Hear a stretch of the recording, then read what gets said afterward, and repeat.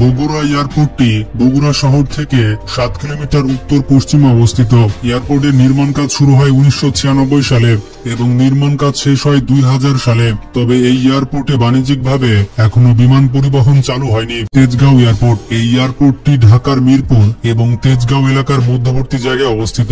হযরত শাহজালাল আন্তর্জাতিক বিমানবন্দর চালু হওয়ার পূর্বে এটি ছিল দেশের প্রধান এয়ারপোর্ট। বর্তমানে এটি বাংলাদেশ বিমান বাহিনীর একটি সামরিক ঘাঁটি। বিমান বাহিনীর হেলিকপ্টার এবং সামরিক বিমান ওঠানামা সহ প্রশিক্ষণও এই বিমান ঘাঁটিতে হয়ে থাকে। বরিশালে অবস্থিত বাংলাদেশের একটি অভ্যন্তরীণ এয়ারপোর্ট। 1963 সালে বরিশালের বাবুগঞ্জে ল্যান্ড প্রোটেকশন বন্দর হিসেবে প্রায় 2000 ফুট রানওয়ে নির্মাণ করা হয়। স্বাধীনতার পর 1985 সালে এটিকে এয়ারপোর্ট হিসেবে রূপান্তর করা হয়। তবে এই এয়ারপোর্ট থেকে বিমান চলাচল শুরু হয় 1995 সাল থেকে।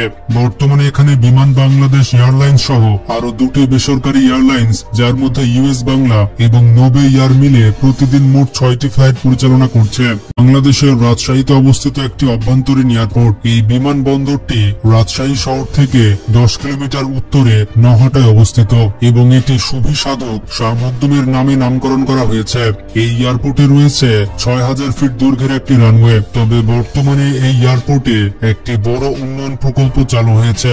এটি খুলনা বিভাগের একমাত্র এয়ারপোর্ট হিসেবে পরিচিত। এই এয়ারপোর্টটি বাংলাদেশ বেসামরিক বিমান চলাচল কর্তৃপক্ষ দ্বারা পরিচালিত হয়। এছাড়াও বাংলাদেশ বিমান বাহিনী এটিকে প্রশিক্ষণ কেন্দ্র হিসেবে ব্যবহার করে। 1942 সালে ব্রিটিশ সরকার যশোর বিমান ঘাঁটি নির্মাণ করে।